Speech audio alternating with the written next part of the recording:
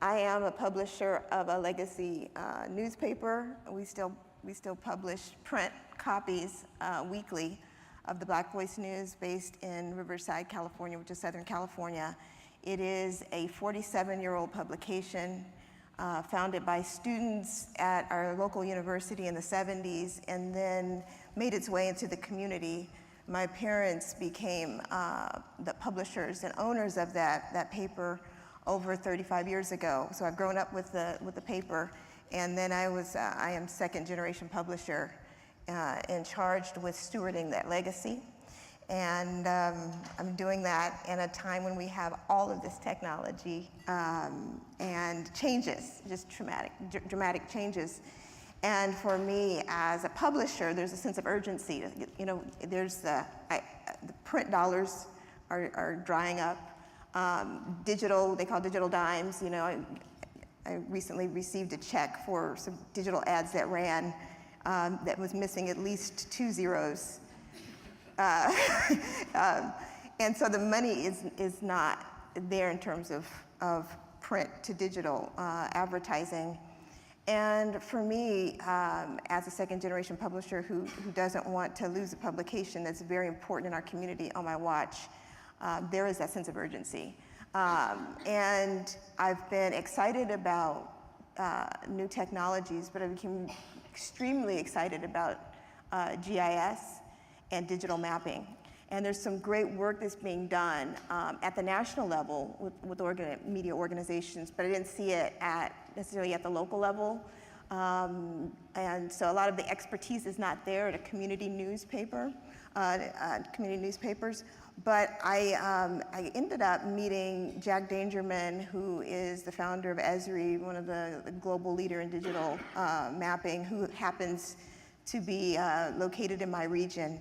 And I became so excited when my team started developing story maps using their technology. And I started seeing the possibilities of what we can do to better tell our stories.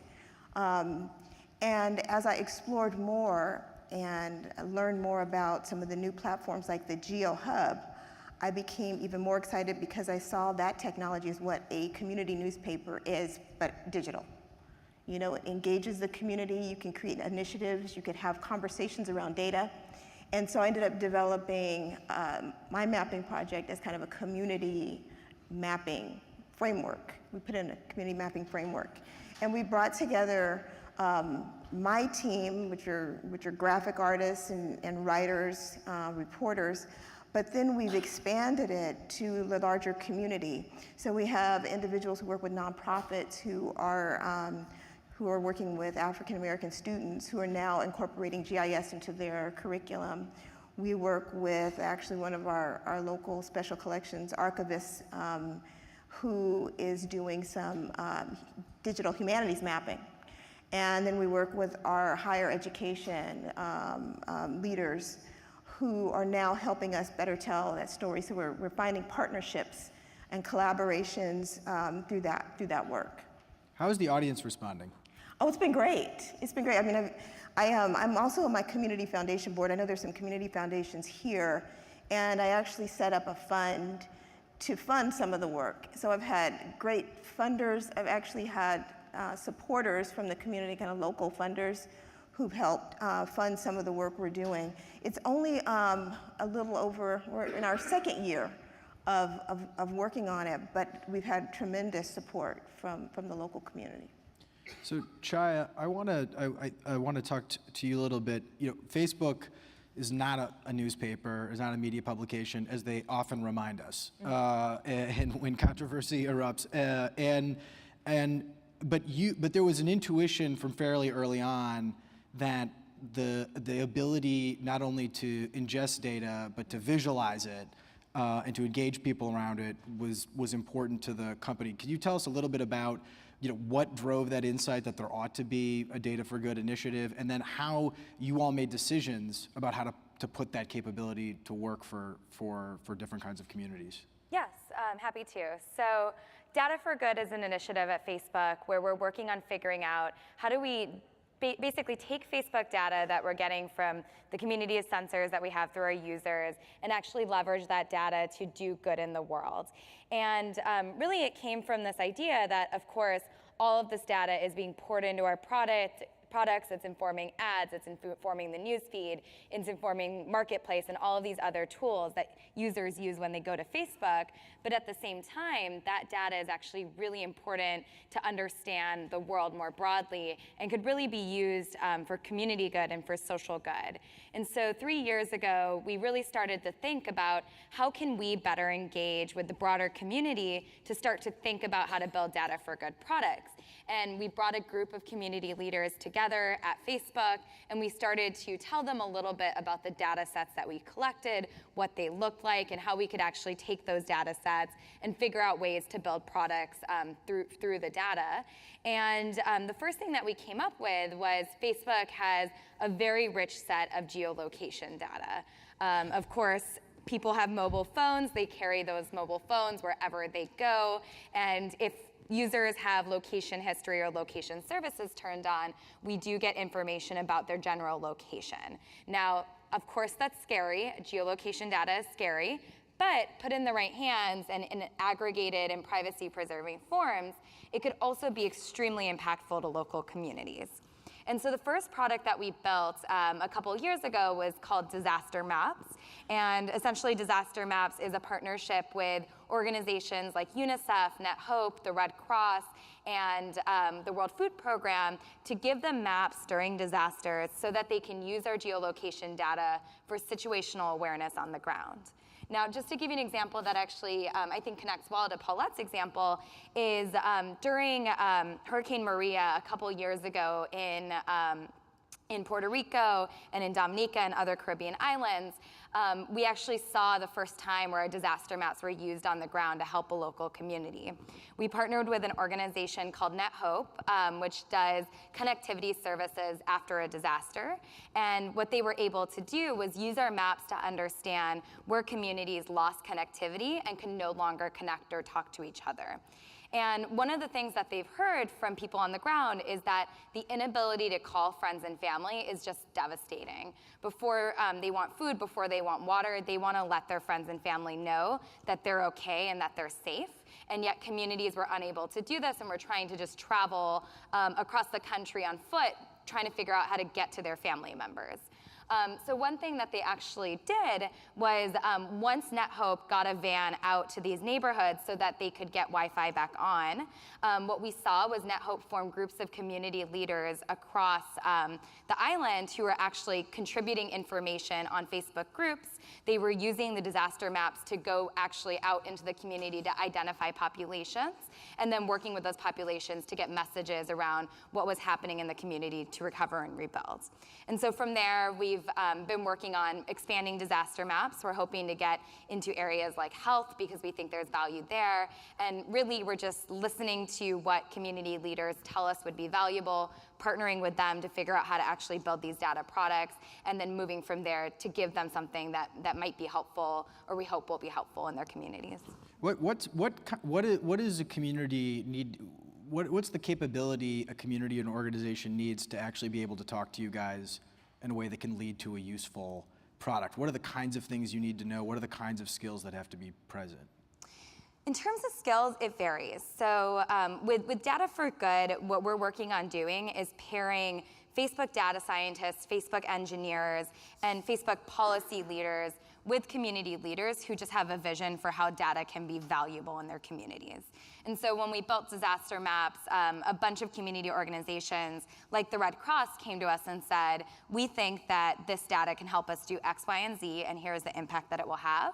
And really, that's all we needed because we had the internal kind of skill sets to be able to actually produce the data sets. Now, I want to caveat that heavily because we know that just because we can run a bunch of data algorithms and build data products, it doesn't mean that that data is actually valuable.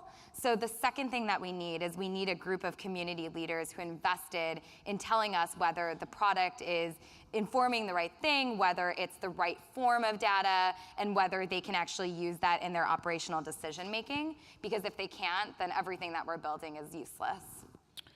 So, Aaron, I want to turn to you to talk a little bit about, you write a lot about some of the governance questions for the different services that are entering communities. And a huge number of these services are going to be based on ingesting new kinds of data, like autonomous vehicles. Can you just give us a sense of sort of where the world's going in terms of the kind of data that's going to start being collected to power services or governance in community?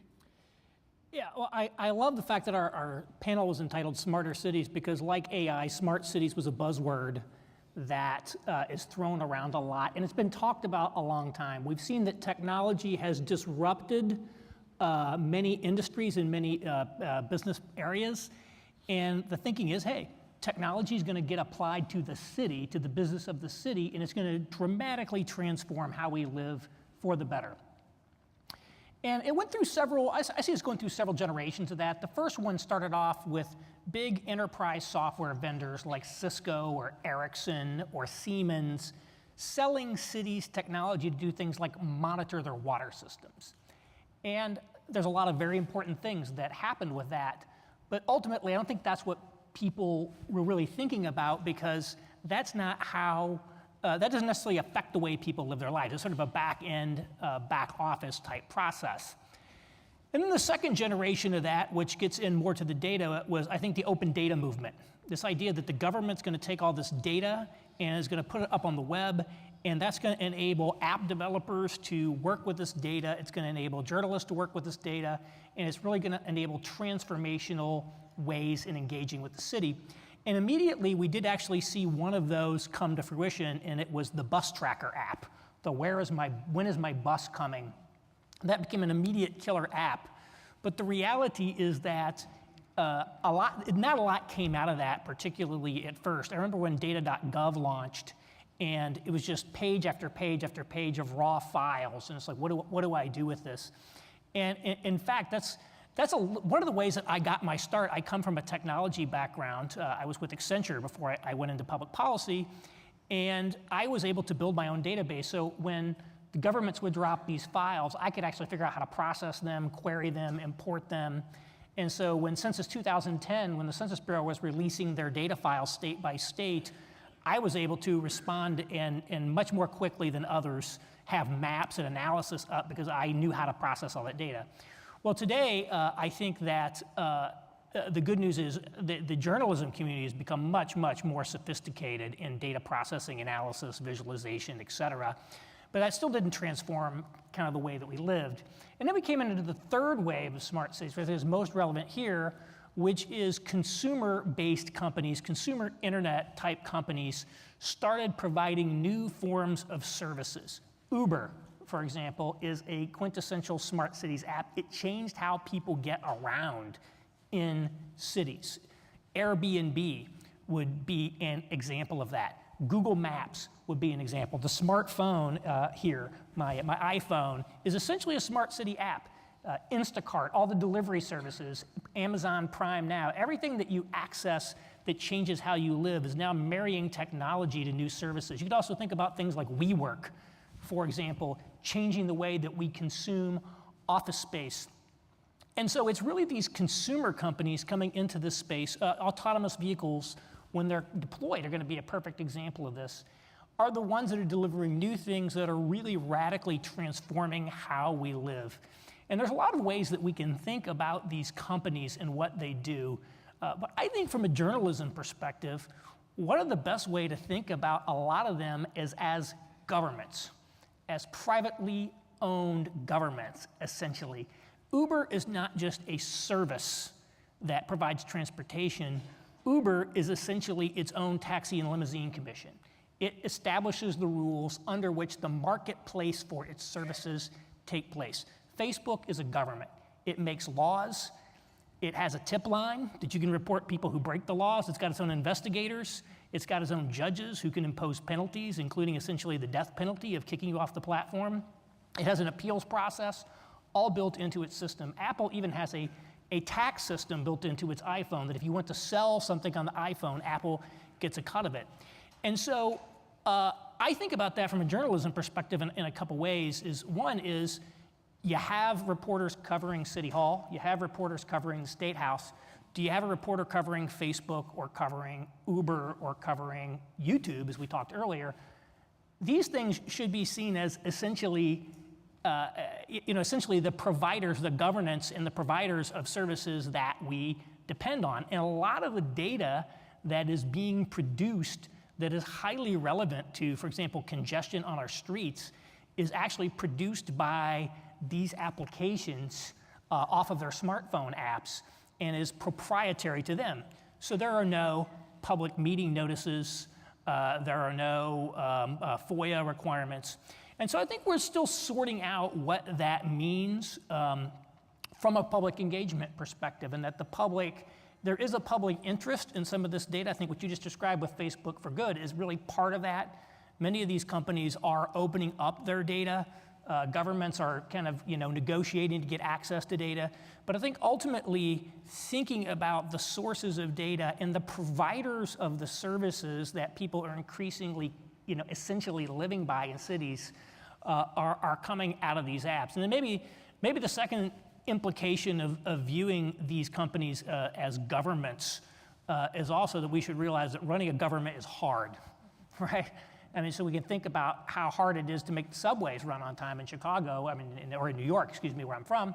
And it's like, yeah, we're having big transport problems, and it's easy to sit on the sidelines and throw stones, but it's actually a hard business to be in, I think, as those of you who've covered government for a long time know. So we should just expect that this is going to be difficult, and we're in this establishment phase of kind of what the rules of the road are. So I think, Josh, maybe welcome us into the point of view of one of those kind of quote-unquote governments, which is, I know you're helping Ford think about these bigger questions, that it's not just about we're building a thing that can move people from place to place, but we're a company that's going to build infrastructure, services on top of that infrastructure, and data collection on top of those services that improve our lives. Can you tell us a little bit about how you guys are thinking about this at Ford, and then maybe answer the hard question of how do we have a say? If the government's Ford and they're reimagining our city, how should we react to the proposition Aaron's providing? How do we have a say in what that community looks like? Sure. My long read of history is that we as mice always figure out the maze. And so I actually see us sort of at this intersection right now where our systemic OS is a little out of date. And our technology is moving a lot faster than even our industry and definitely our society. And so for me, and I speak on behalf of me, and Ford's a client and a lot of other great folks are clients, but from my perspective and thinking through the lens of like my 5-year-old son and how I'm trying to counsel others on his behalf is that these old binaries that we've held are just not working for us. So for-profit versus nonprofit, it's just not working for us. And you see this advancing from both sides of the political aisle right now. One side you've got Warren Buffett and Donald Trump saying we should maybe stop being quarterly and be biannual in our reporting. And on the other side, you've got Elizabeth Warren saying we need an Accountable Corporations Act. They at least agree on the problem, which is the OS is broken. And so I think that we're rapidly moving to a place where companies have to, and this is why I call my work for purpose, we have to move from for-profit to for-purpose. And I don't disagree with Aaron's point that these entities have become their own sort of governments. They defy a descriptor that currently exists.